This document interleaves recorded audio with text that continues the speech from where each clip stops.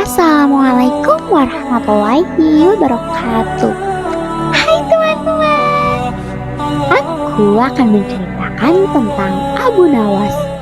Kali ini berjudul Menipu Tuhan. Abu Nawas sebenarnya adalah seorang ulama yang alim. Tak begitu mengherankan jika Abu Nawas mempunyai murid yang tidak sedikit.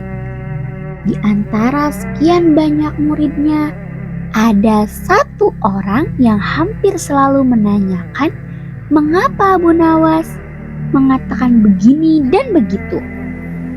Suatu ketika, ada 3 orang tamu bertanya kepada Abu Nawas dengan pertanyaan yang sama. Orang pertama mulai bertanya, manakah yang lebih utama? Orang yang mengerjakan dosa-dosa besar atau orang yang mengerjakan dosa-dosa kecil? Orang yang mengerjakan dosa-dosa kecil, jawab Abu Nawas. Mengapa? Kata orang pertama.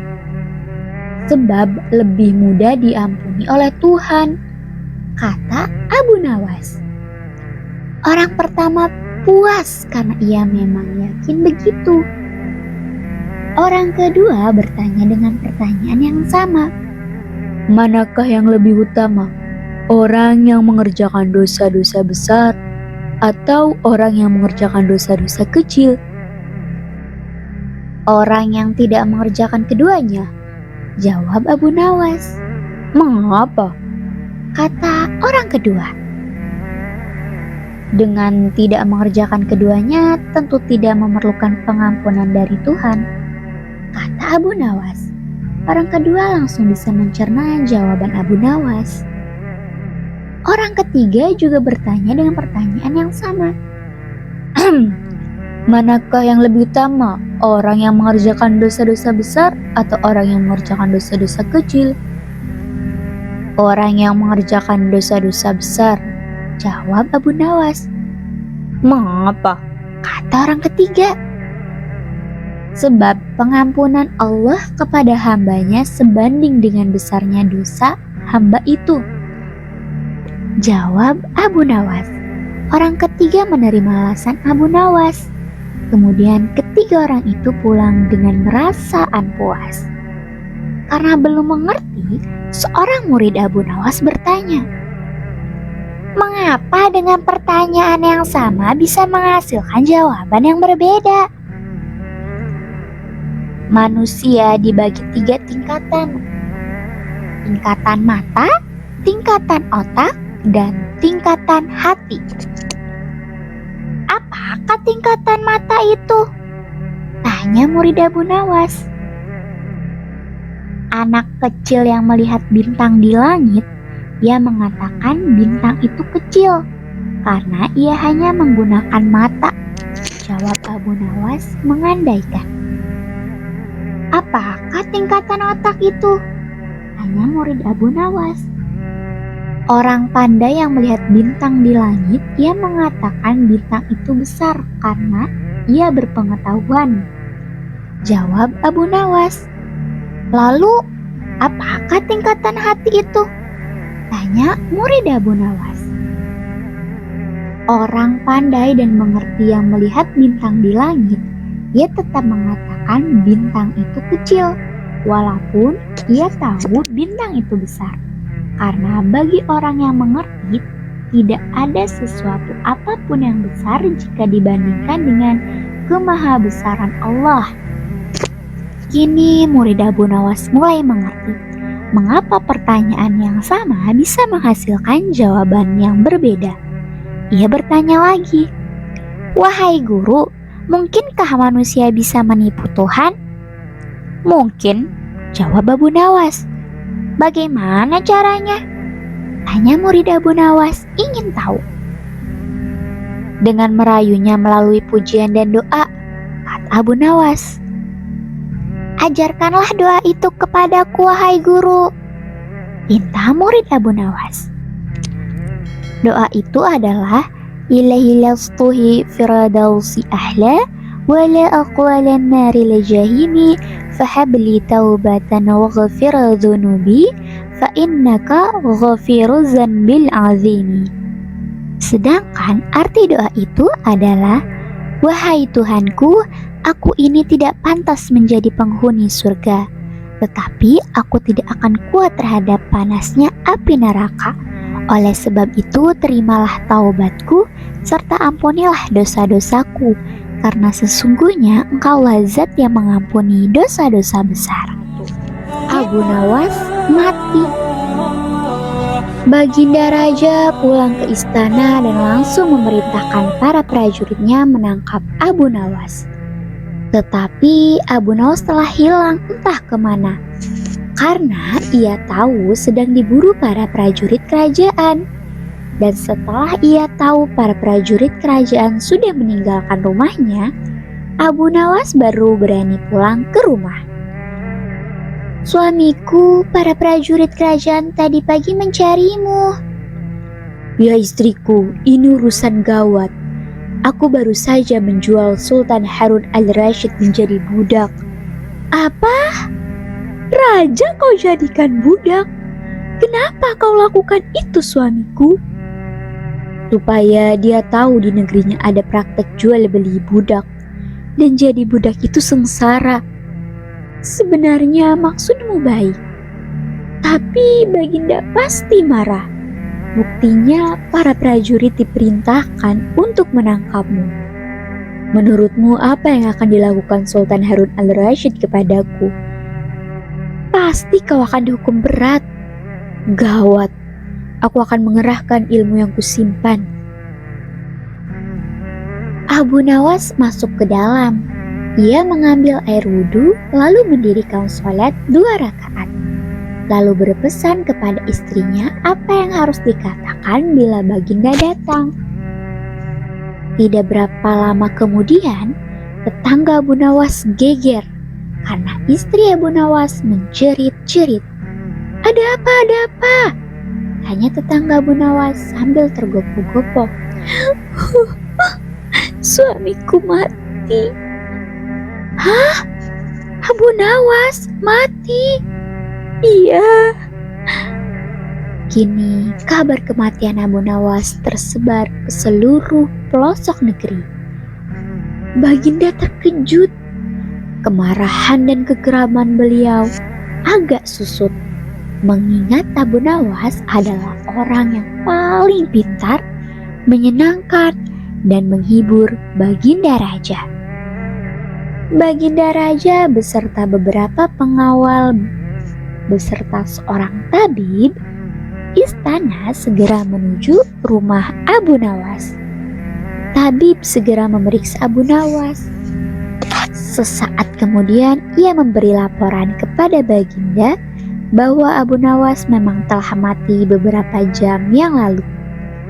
Setelah melihat sendiri tubuh Abu Nawas terbujur kaku tak berdaya, Baginda Raja merasa terharu dan meneteskan air mata. Beliau bertanya kepada istri Abu Nawas, "Adakah pesan terakhir Abu Nawas untukku?" "Ada paduka yang mulia," kata istri Abu Nawas sambil menangis. "Katakanlah," kata Baginda Raja. "Suami hamba Abu Nawas memohon, sudilah kiranya Baginda Raja mengampuni semua kesalahannya dunia akhirat di depan rakyat," kata istri Abu Nawas terbata-bata. "Baiklah, kalau itu permintaan Abu Nawas," kata Baginda Raja menyanggupi. Jenazah Abu Nawas diusung di atas keranda. Kemudian Baginda Raja mengumpulkan rakyatnya di tanah lapang. Beliau berkata, "Wahai rakyatku, dengarkanlah bahwa hari ini aku, Sultan Harun al-Rashid, telah memaafkan segala kesalahan Abu Nawas yang telah diperbuat terhadap diriku dari dunia hingga akhirat, dan kalianlah sebagai saksinya." Tiba-tiba Di dalam keranda yang terbungkus kain hijau, terdengar suara keras. Syukur! Seketika, pengusung jenazah ketakutan. Apalagi melihat Abu Nawas bangkit berdiri seperti mayat hidup. Seketika, rakyat yang berkumpul lari tunggang langgang, bertubrukan dan banyak yang jatuh terkilir. Abu Nawas sendiri segera berjalan ke hadapan raja. Pakaiannya yang putih-putih bikin Baginda keder juga. Kau sebenarnya mayat hidup atau memang kau hidup lagi? Tanya Baginda dengan gemetar. Hamba masih hidup, tuanku. Hamba mengucapkan terima kasih yang tak terhingga atas pengampunan tuanku. Jadi kau masih hidup? Ya Baginda, segar bugar. Buktinya kini hamba merasa lapar dan ingin segera pulang. Kurang ajar, ilmu apa yang kau pakai ya Abu Nawas? Ilmu dari Maha Guru Sufi, guru hamba yang sudah meninggal dunia. Ajarkan ilmu itu kepadaku. Tidak mungkin Baginda, hanya guru hamba yang mampu melakukannya. Hamba tidak bisa mengajarkannya sendiri. Dasar pelit. Baginda menggerutu kecewa. Mengecoh monyet sirkus. Abu Nawas sedang berjalan-jalan santai. Ada kerumunan massa.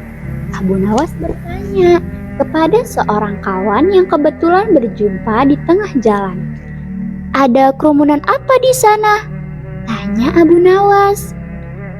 Pertunjukan keliling yang melibatkan monyet ajaib. Apa maksudmu dengan monyet ajaib? Kata Abu Nawas ingin tahu. Monyet yang bisa mengerti bahasa manusia dan yang lebih menakjubkan adalah monyet itu hanya mau tunduk kepada pemiliknya saja. Kata kawan Abu Nawas menambahkan. Abu Nawas makin tertarik. Ia tidak tahan untuk menyaksikan kecerdikan dan keajaiban binatang raksasa itu. Kini Abu Nawas sudah berada di tengah kerumunan para penonton. Karena begitu banyak penonton yang menyaksikan pertunjukan itu, sang pemilik monyet dengan bangga menawarkan hadiah yang cukup besar bagi siapa saja yang sanggup membuat monyet itu mengangguk-ngangguk. Tidak heran bila banyak di antara para penonton mencoba maju satu persatu. Mereka berupaya dengan beragam cara untuk membuat monyet itu mengangguk-ngangguk. Tetapi sia-sia, monyet itu tetap menggeleng-gelengkan kepala. Melihat kegigihan monyet itu, Abu Nawas semakin penasaran. Hingga ia maju untuk mencoba. Setelah berhadapan dengan binatang itu, Abu Nawas bertanya, "Tahukah engkau siapa aku?" Monyet itu menggeleng. "Apakah engkau tidak takut kepadaku?" Tanya Abu Nawas lagi. Namun monyet itu tetap menggeleng. "Apakah engkau takut kepada tuanmu?" Tanya Abu Nawas. Memancing, monyet itu mulai ragu. "Bila engkau tetap diam, maka akan aku laporkan kepada tuan." Lanjut Abu Nawas mulai mengancam. Akhirnya monyet itu terpaksa mengangguk-ngangguk. Atas keberhasilan Abu Nawas membuat monyet itu mengangguk-ngangguk, maka ia mendapat hadiah berupa uang yang banyak. Bukan main marah pemilik monyet itu hingga ia memukulnya binatang yang malang itu. Pemilik monyet itu malu bukan kepalang. Hari berikutnya ia ingin menebus kekalahannya. Kali ini ia melatih monyetnya mengangguk-ngangguk. Bahkan ia mengancam akan menghukum berat monyetnya bila sampai bisa dipancing penonton mengangguk-angguk, terutama oleh Abu Nawas. Tak peduli apapun pertanyaan yang diajukan, saat-saat yang dinantikan tiba. Kini para penonton yang ingin mencoba harus sanggup membuat monyet itu menggeleng-gelengkan kepala. Maka seperti hari sebelumnya, banyak para penonton tidak sanggup memaksa monyet itu menggeleng-gelengkan kepala. Setelah tidak ada lagi yang ingin mencobanya, Abu Nawas maju. Ia mengulangi pertanyaan yang sama. "Tahukah engkau siapa aku?" Monyet itu mengangguk. "Apakah engkau tidak takut kepadaku?" Monyet itu tetap mengangguk. "Apakah engkau tidak takut kepada Tuhanmu?" Pancing Abu Nawas.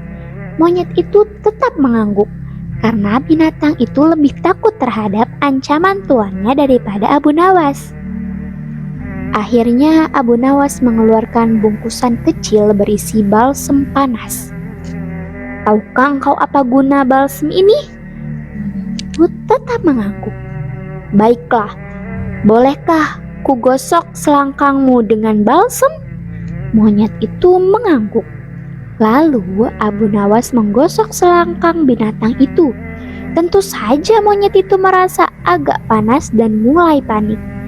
Kemudian Abu Nawas mengeluarkan bungkusan yang cukup besar. Bungkusan itu juga berisi balsam. "Maukah engkau bila balsam ini kuhabiskan untuk menggosok selangkangmu?" Abu Nawas mulai mengancam. Monyet itu mulai ketakutan, dan rupanya ia lupa ancaman tuannya sehingga ia terpaksa menggeleng-gelengkan kepala sambil mundur beberapa langkah. Abu Nawas dengan kecerdikan dan akalnya yang licik mampu memenangkan sayembara meruntuhkan kegigihan monyet yang dianggap cerdik. Jangankan seekor monyet, manusia paling pandai saja bisa dikecoh oleh Abu Nawas. Terbang bebas. Warga Baghdad dihebohkan dengan kabar terbaru Abu Nawas. Baru beberapa hari yang lalu, Abu Nawas ditangkap pasukan kerajaan.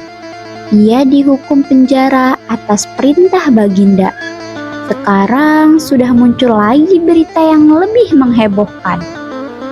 "Abu Nawas mau terbang," kata seseorang di pasar. Semua orang langsung heboh membicarakan kabar itu. "Jangan sampai kau lewatkan. Datanglah pada hari Jumat di masjid dekat rumah Abu Nawas. Ia akan terbang dari atas menara," sambung orang lain. "Bagaimana ia akan terbang? Apa dia sudah menemukan sayap?" tanya orang lain lagi. "Hus, apa yang kau katakan? Abu Nawas memiliki banyak ilmu. Ia pasti sudah memiliki ilmu untuk terbang." Desas-desus terus tersebar hingga seluruh warga Baghdad ikut membicarakannya. Semua penasaran apakah Abu Nawas benar-benar bisa terbang dan bagaimana caranya. Semua kehebohan ini muncul setelah Abu Nawas dimasukkan ke penjara. Penyebabnya, Abu Nawas dinilai terlalu banyak mengkritik pemerintah yang sedang berjalan. Pada saat itu, memang semua orang harus berhati-hati. Jika melakukan sesuatu yang menyinggung Baginda Raja, tak ayal hukuman pasti diterima. Walaupun sudah berkali-kali melayangkan kritik, Abu Nawas selalu lolos dari kemarahan Baginda. Itu karena kecerdasannya dalam menyampaikan kritik sehingga tidak menyinggung. Akan tetapi kali ini lain.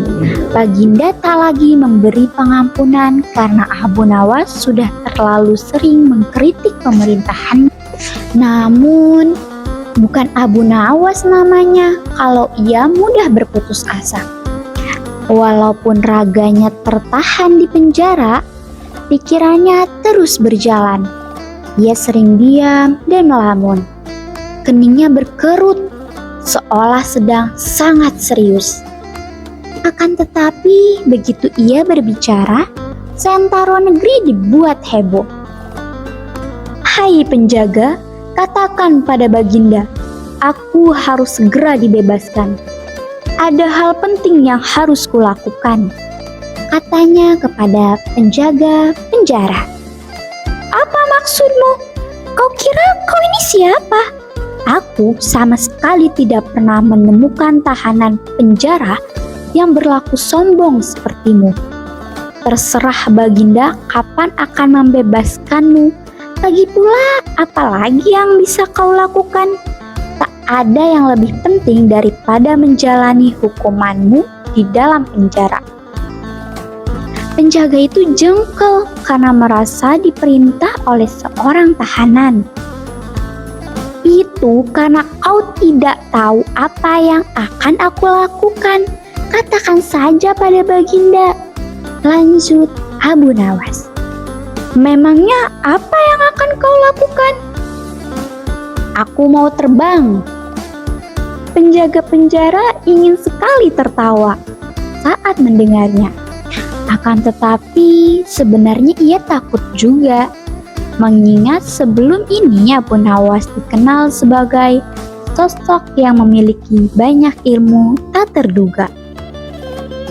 Jangan diam saja, segera sampaikan pada Baginda. Aku harus segera dibebaskan dari sini. Aku mau terbang. Abu Nawas menekan penjaga lagi. Akhirnya penjaga itu menghadap Baginda. Sebenarnya ia tak habis pikir mengapa Abu Nawas mengatakan itu. Apakah ia benar-benar bisa terbang? Atau pikirannya sudah terganggu karena ia ditahan di penjara? Kalaupun Abu Nawas memang gila, biarlah Baginda yang melihatnya sendiri. Setelah mendengar laporan penjaga, Baginda segera memerintahkan agar Abu Nawas dibawa menghadap. Apa benar kau mau terbang? Tanya Baginda padanya. Benar Baginda. Kapan? Di mana? Di menara masjid dekat rumah hamba pada hari Jumat besok. Baiklah, kalau benar kau bisa melakukannya, kau akan dibebaskan selamanya. Tapi kalau tidak, hukumanmu akan menjadi berlipat karena mencari-cari alasan untuk bebas. Tibalah hari yang ditentukan. Banyak sekali orang yang datang untuk menyaksikan. Abu Nawas dibawa oleh beberapa penjaga ke tempat itu. Mereka harus membawanya kembali jika Abu Nawas terbukti berbohong. Abu Nawas naik seorang diri ke atas menara. Semua orang berbisik-bisik, tak sabar ingin menyaksikan aksinya. Ketika Abu Nawas sudah terlihat di puncak menara, semua orang terdiam. Mereka terpana menyaksikan setiap gerak-geriknya. Abu Nawas menatap ke langit tinggi. Kedua tangannya diangkat lurus ke depan, badannya pun ikut condong. Digerak-gerakannya tangan seakan hendak menggapai angkasa. Kakinya juga ikut terlipat, lalu diluruskan kembali.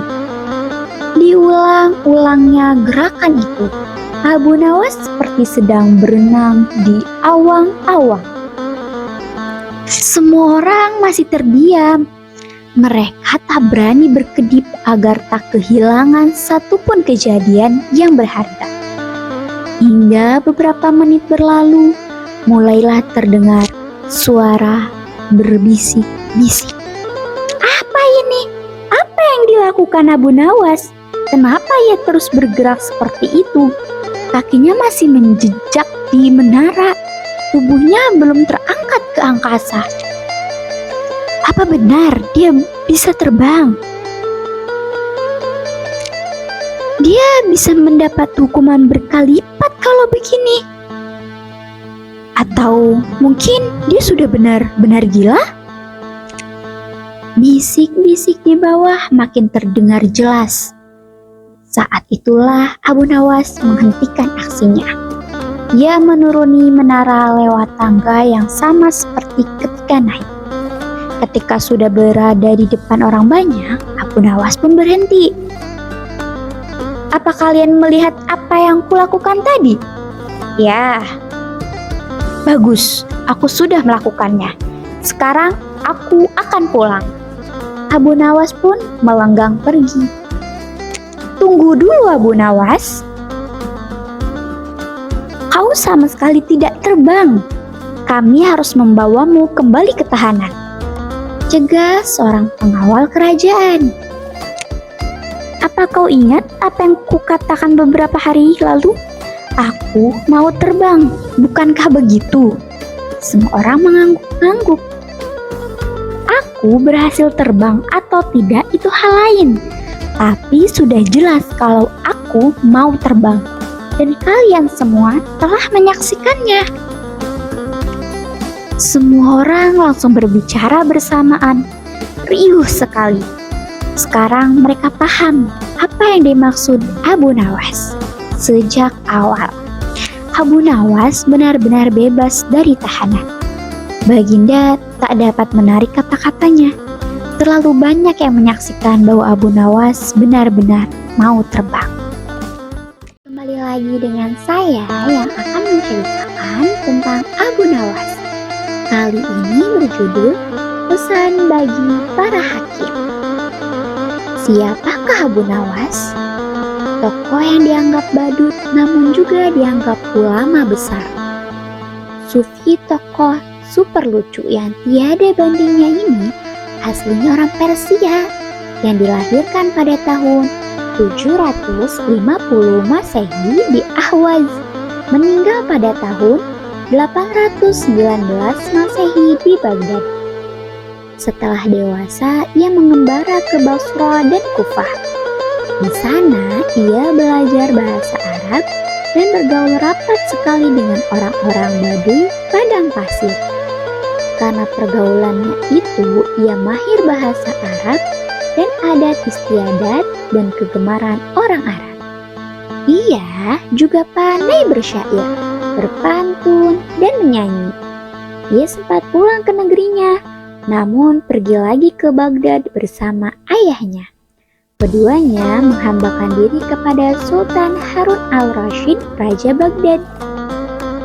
Mari kita mulai kisah penggeli hati ini. Bapaknya Abu Nawas adalah penghulu kerajaan Baghdad bernama Maulana. Pada suatu hari, bapaknya Abu Nawas yang sudah tua itu sakit parah dan akhirnya meninggal dunia. Abu Nawas dipanggil ke istana. Ia diperintah Sultan untuk mengubur jenazah bapaknya itu sebagaimana adat Syah Maulana. Apa yang dilakukan Abu Nawas hampir tiada bedanya dengan Qadhi Maulana, baik mengenai tata cara memandikan jenazah hingga mengkafani, menyolati, dan mendoakannya. Maka Sultan bermaksud mengangkat Abu Nawas menjadi qadhi atau penghulu menggantikan kedudukan bapaknya. Namun, demi mendengar rencana sang sultan, tiba-tiba Abu Nawas yang cerdas itu nampak berubah menjadi gila. Usai upacara pemakaman bapaknya, Abu Nawas mengambil sepotong batang pisang dan diperlakukannya seperti kuda. Ia menunggang kuda dari batang pisang itu sambil berlari-lari dari kuburan bapaknya menuju rumahnya.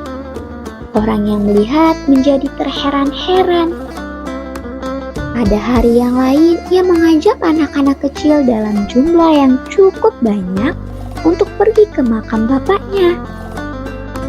Dan di atas makam bapaknya, ia mengajak anak-anak bermain rebana dan bersuka cita. Kini semua orang semakin heran atas kelakuan Abu Nawas. Mereka menganggap Abu Nawas sudah menjadi gila karena ditinggal mati oleh bapaknya. Pada suatu hari, ada beberapa orang utusan dari Sultan Harun al-Rasyid datang menemui Abu Nawas. "Hai Abu Nawas, kau dipanggil Sultan untuk menghadap ke istana," kata wazir utusan Sultan. "Buat apa Sultan memanggilku? Aku tidak ada keperluan dengannya," jawab Abu Nawas dengan entengnya seperti tanpa beban. "Hai Abu Nawas, kau tidak boleh berkata seperti itu kepada rajamu." "Hai wazir, kau jangan banyak cakap, cepat ambil ini, kudaku ini, dan mandikan di sungai supaya bersih dan segar," kata Abu Nawas sambil menyodorkan sebatang pohon pisang yang dijadikan kuda-kudaan. Si wazir hanya geleng-geleng kepala melihat kelakuan Abu Nawas. "Abu Nawas, kau mau apa tidak menghadap Sultan?" kata wazir. "Katakan kepada rajamu, aku sudah tahu maka aku tidak mau," kata Abu Nawas. "Apa maksudnya Abu Nawas?" tanya wazir dengan rasa penasaran. "Sudah, pergi sana, bilang saja begitu kepada rajamu," sergah Abu Nawas sembari menyaruk debu dan dilempar ke arah si wazir dan teman-temannya. Si wazir segera menyingkir dari halaman rumah Abu Nawas. Mereka laporkan keadaan Abu Nawas yang seperti tak waras itu kepada Sultan Harun al-Rasyid. Dengan geram, Sultan berkata, "Kalian bodoh semua. Hanya menghadap Abu Nawas kemari saja tak becus. Ayo, pergi sana ke rumah Abu Nawas, bawa dia kemari dengan sukarela ataupun terpaksa." Si wazir segera mengajak beberapa prajurit istana, dan dengan paksa Abu Nawas dihadirkan di hadapan raja. Namun, lagi dan lagi di depan raja, Abu Nawas berlagak pilon. Bahkan tingkahnya ugal-ugalan, tak selayaknya berada di hadapan seorang raja. "Abu Nawas, bersikaplah sopan," tegur Baginda. "Ya Baginda, tahukah Anda?" "Apa Abu Nawas?" "Baginda, terasi itu asalnya dari udang." "Kurang ajar, kau menghinaku Nawas." "Tidak Baginda, siapa bilang udang berasal dari terasi?" Baginda merasa dilecehkan. Ia naik pitam dan segera memberi perintah kepada para pengawalnya. "Hajar dia, pukuli dia sebanyak 25 kali." Wah, Abu Nawas yang kurus kering itu akhirnya lemas tak berdaya, dipukuli tentara yang bertubuh kekar. Usai dipukuli, Abu Nawas disuruh keluar istana. Ketika sampai di pintu gerbang kota, ia dicegat oleh penjaga. "Hai Abu Nawas, tempo hari ketika kau hendak masuk ke kota ini, kita telah mengadakan perjanjian. Masa kau lupa pada janjimu itu? Jika engkau diberi hadiah oleh Baginda, maka engkau berkata, 'Aku bagi 2. Engkau 1 bagian, aku 1 bagian. Nah, sekarang mana bagianku itu?' Hai penjaga pintu gerbang, apakah kau benar-benar menginginkan hadiah Baginda yang diberikan kepadaku tadi?" "Iya, tentu itu akan sudah merupakan perjanjian kita." "Baik, aku berikan semuanya, bukan hanya 1 bagian." "Wah, ternyata kau baik hati Abu Nawas. Memang harusnya begitu. Kau kan sudah sering menerima hadiah dari Baginda." Tanpa banyak cakap lagi, Abu Nawas mengambil sebatang kayu yang agak besar, lalu orang itu dipukulinya sebanyak 25 kali. Tentu saja orang itu menjerit-jerit kesakitan dan menganggap Abu Nawas telah menjadi gila. Setelah penunggu gerbang kota itu kelenger, Abu Nawas meninggalkannya begitu saja. Dia terus melangkah pulang ke rumahnya. Sementara itu, penjaga pintu gerbang mengadukan nasibnya kepada Sultan Harun al-Rasyid. "Ya Tuanku Syah Alam, ampun beribu ampun. Hamba datang kemari mengadukan Abu Nawas yang telah memukuli hamba sebanyak 25 kali tanpa suatu kesalahan. Hamba mohon keadilan dari Tuhanku Baginda." Baginda segera memerintahkan pengawal untuk memanggil Abu Nawas.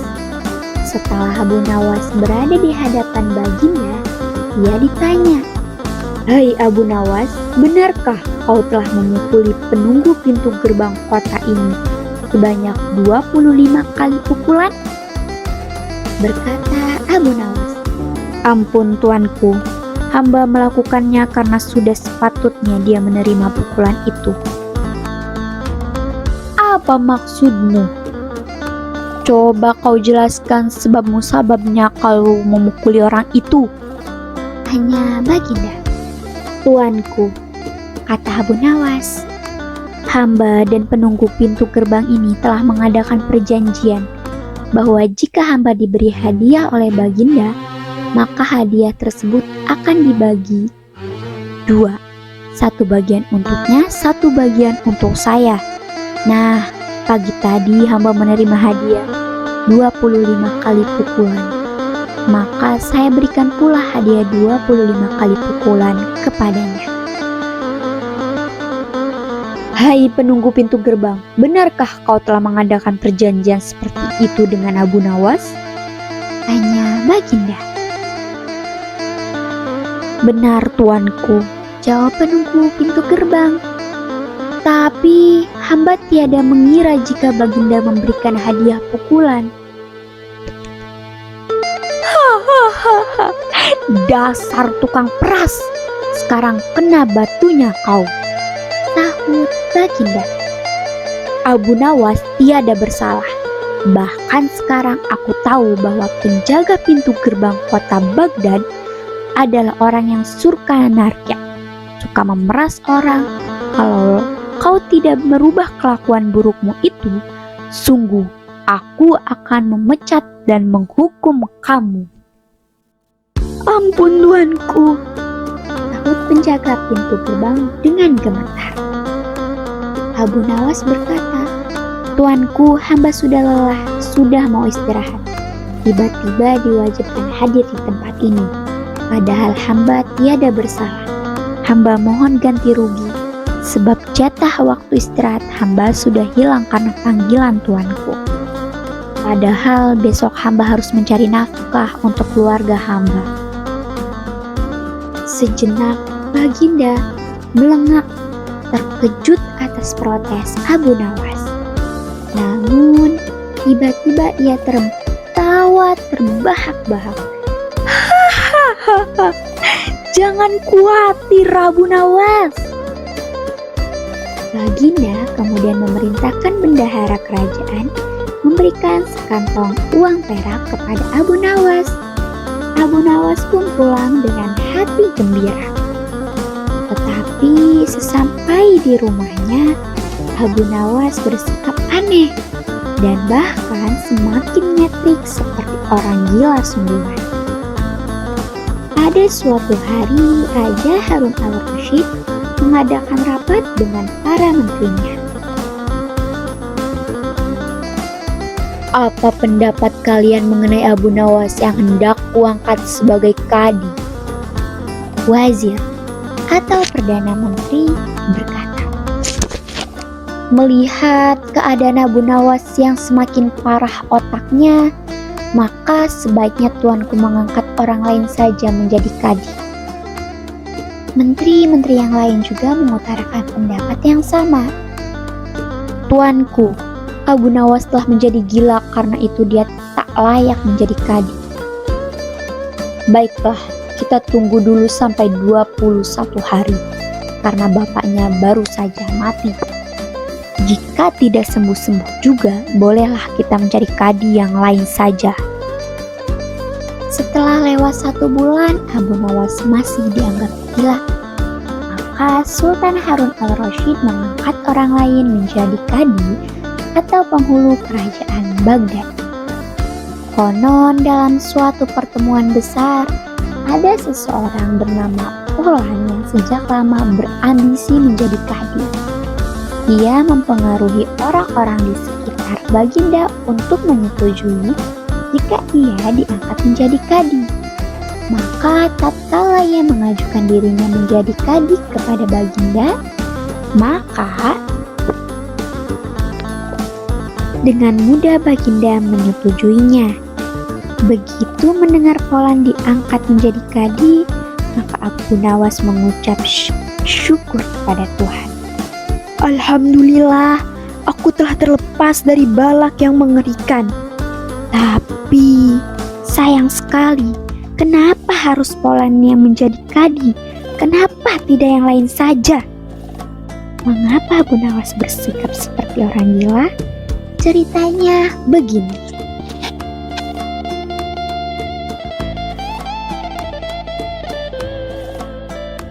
Pada suatu hari, ketika ayahnya sakit parah dan hendak meninggal dunia, ia dipanggil Abu Nawas untuk menghadap.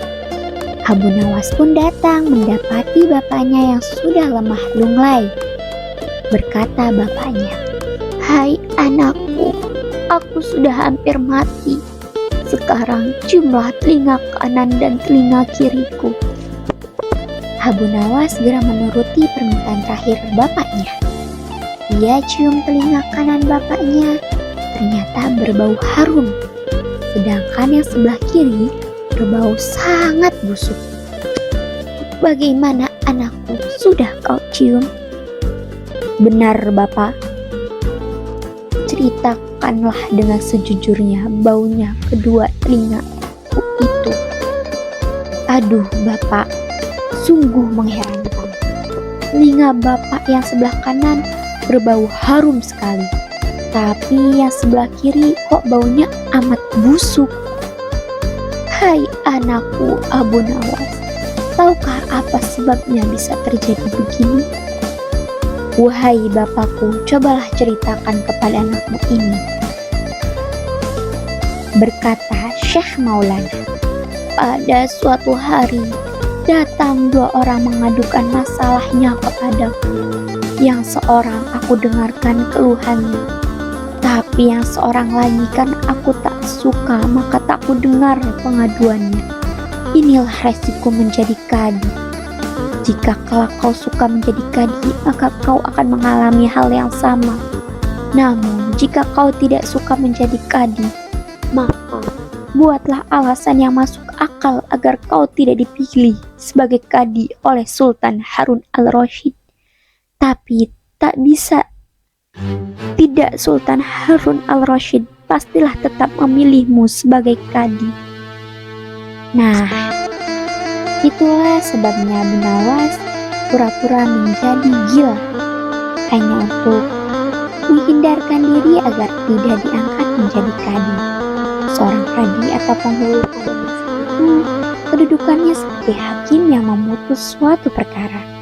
Walaupun Abu Nawas tidak menjadi kadi, namun dia sering diajak konsultasi oleh sang raja untuk memutus suatu perkara. Bahkan, ia kerap kali dipaksa datang ke istana hanya sekedar untuk menjawab pertanyaan Baginda Raja yang aneh-aneh dan tidak masuk akal. Unta. Hubungan Abu Nawas dan Baginda Harun al-Rasyid memang aneh. Mereka saling mendukung. Abu Nawas setia membantu Baginda setiap kali diperlukan. Baginda pun menjadikan Abu Nawas sebagai tangan kanannya. Abu Nawas sering mendapat hadiah karenanya.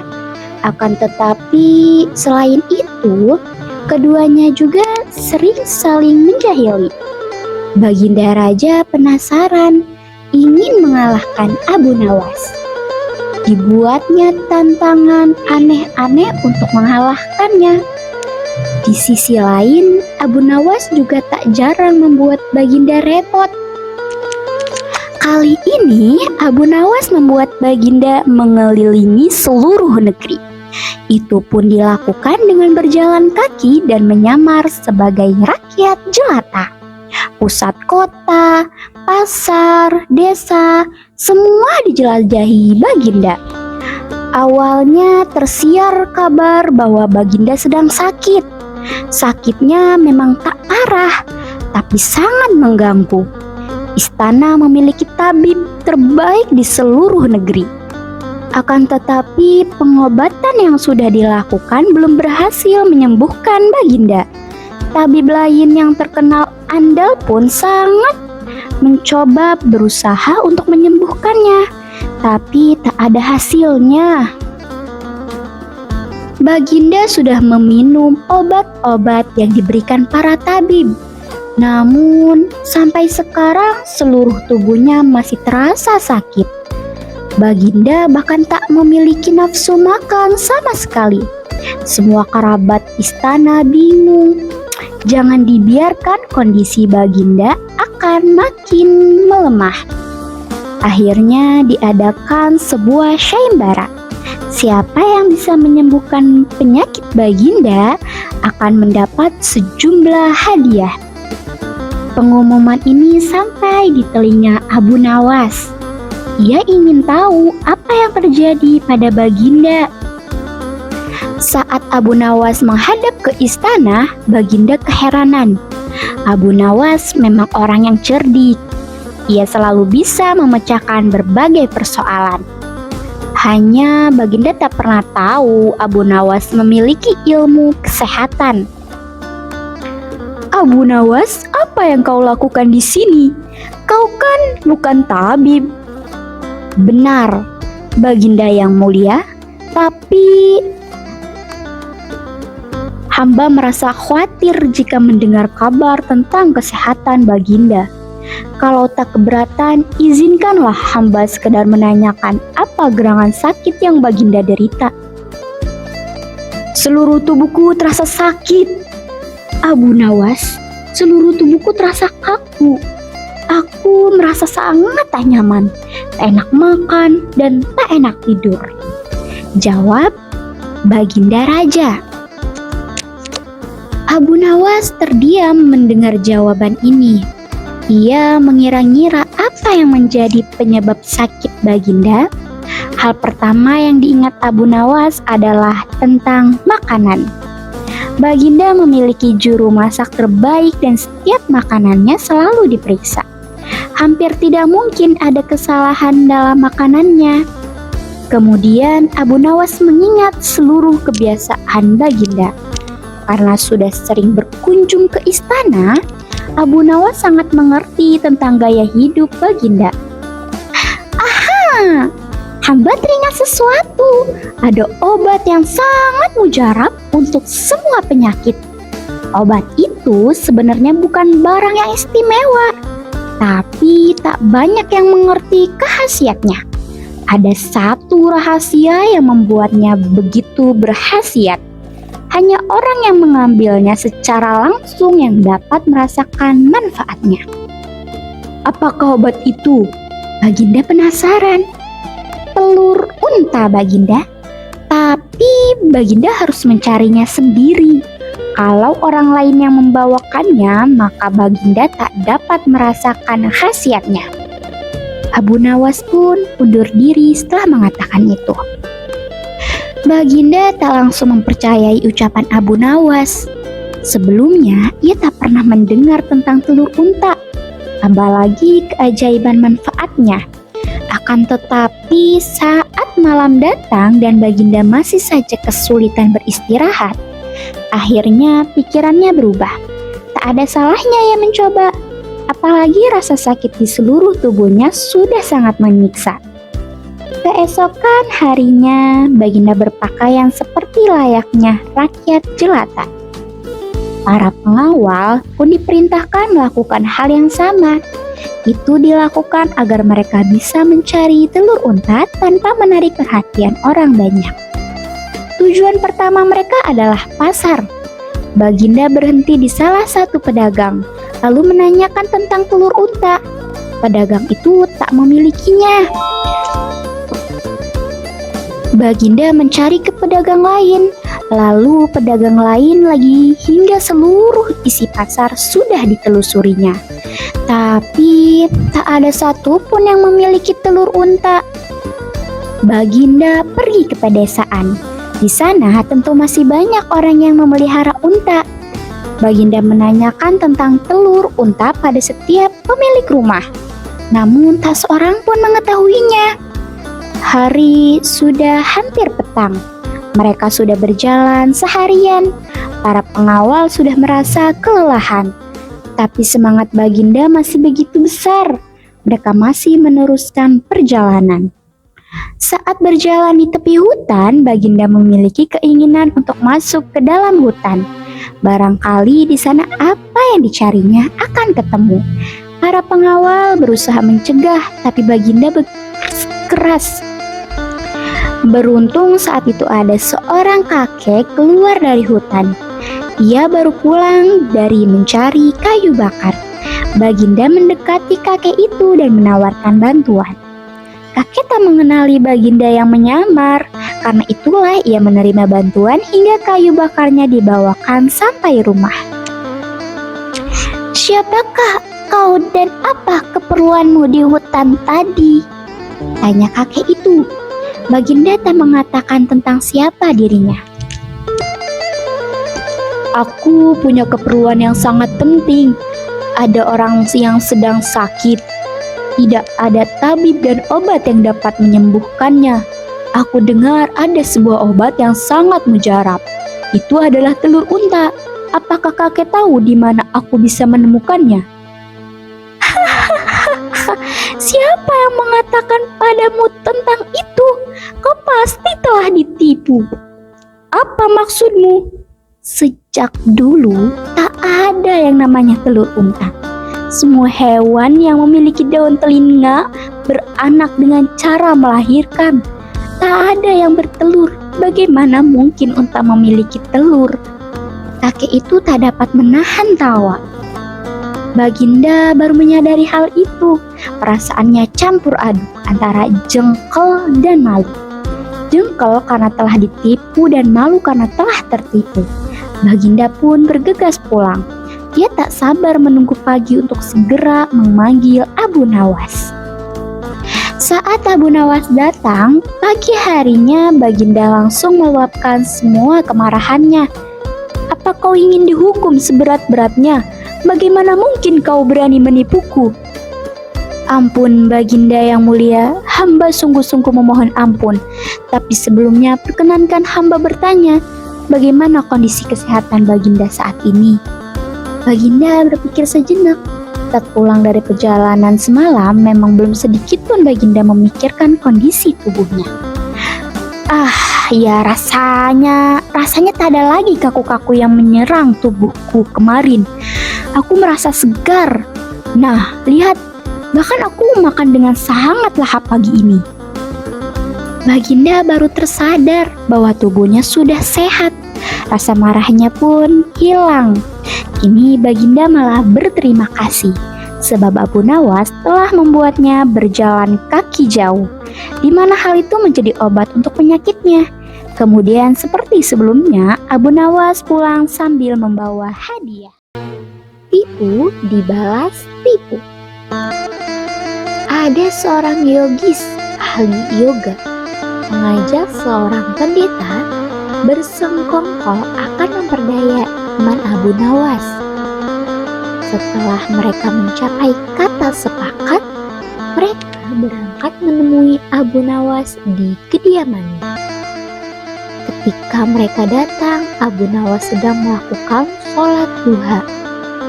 Setelah dipersilahkan masuk oleh istri Abu Nawas, mereka masuk dan menunggu sambil berbincang-bincang santai. Seusai sholat, Abu Nawas menyambut mereka. Abu Nawas dan para tamunya bercakap-cakap sejenak. "Kami sebenarnya ingin mengajak engkau melakukan pengembaraan suci. Kalau engkau tidak keberatan, bergabunglah bersama kami," kata ahli yoga. dengan senang hati. "Lalu kapan rencananya?"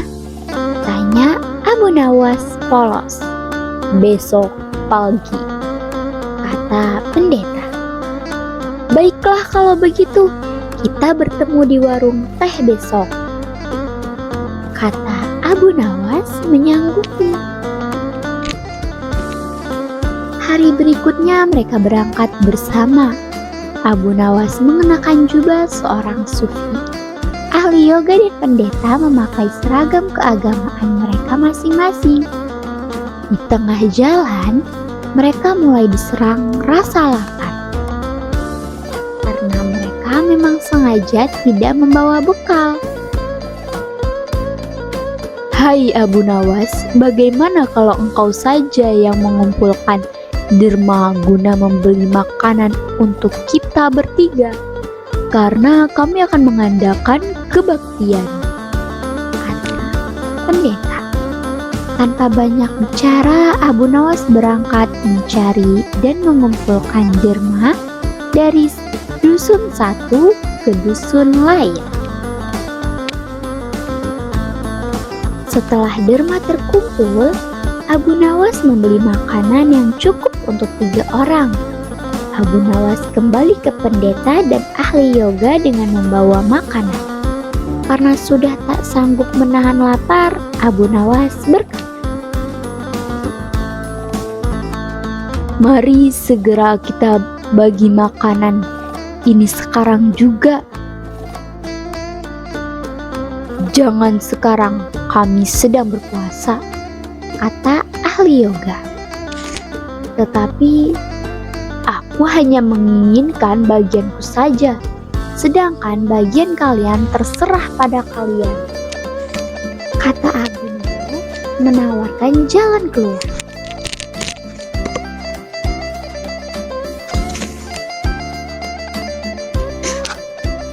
"Aku tidak setuju. Kita harus seirama dalam berbuat apapun," kata pendeta. "Betul, aku pun tidak setuju, karena waktu makananku besok pagi.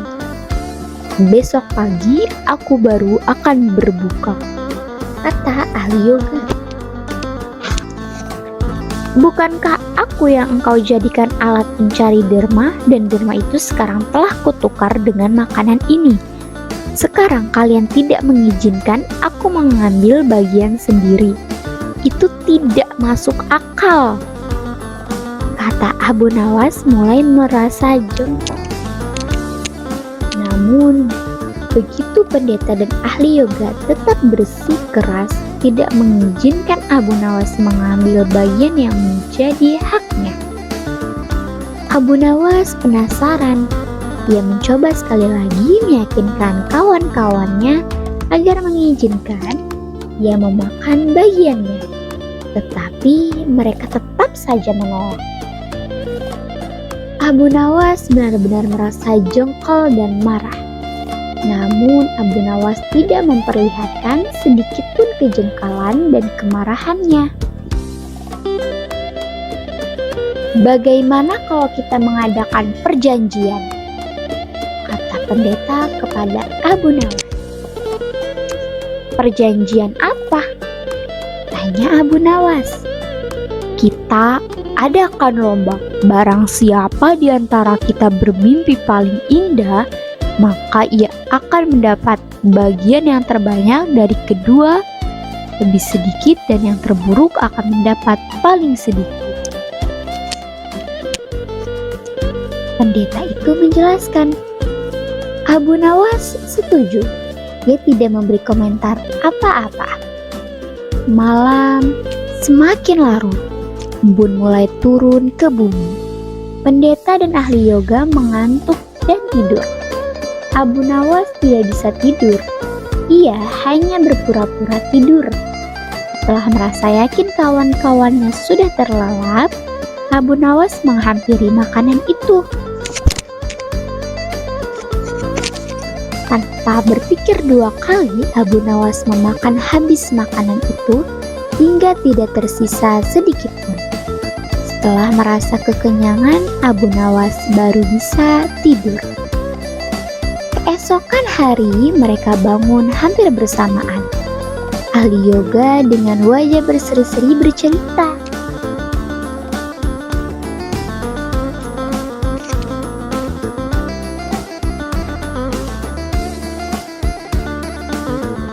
Tadi malam aku bermimpi memasuki sebuah taman yang mirip sekali dengan nirvana.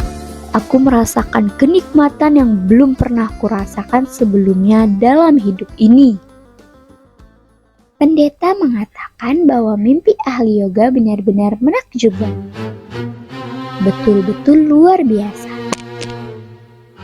Kemudian giliran pendeta menceritakan mimpinya. Aku seolah-olah menembus ruang dan waktu. Dan ternyata memang benar.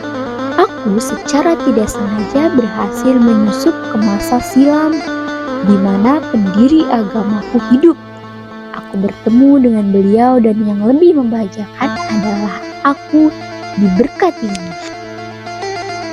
Ahli yoga juga memuji-muji kehebatan mimpi pendeta. Abu Nawas hanya diam. Dia bahkan tidak merasa tertarik sedikit pun. Karena Abu Nawas belum juga buka mulut, pendeta dan ahli yoga mulai tidak sabar untuk menanyakan mimpi Abu Nawas. Kalian tentu tahu Abu Daud alaihissalam. Beliau adalah seorang nabi yang ahli berpuasa. Tadi malam aku bermimpi berbincang-bincang dengan beliau. Beliau menanyakan apakah aku berpuasa atau tidak. Aku katakan aku berpuasa karena aku memang tidak makan sejak dini hari. Kemudian beliau menyuruhku segera berbuka karena hari sudah malam. Tentu saja aku tidak berani mengabaikan perintah beliau. Aku segera bangun dari tidur dan langsung menghabiskan makanan itu. Kata Abu Nawas tanpa merasa bersalah secuil pun. Sambil menahan rasa lapar dan menyayat-nyayat, pendeta dan ahli yoga saling berpandangan satu sama lain. Kejengkelan Abu Nawas terobat. Kini mereka sadar bahwa tidak ada gunanya coba-coba mempermainkan Abu Nawas. Pasti hanya akan mendapat celaka sendiri. Sekian dan terima kasih. Wassalamualaikum warahmatullahi wabarakatuh.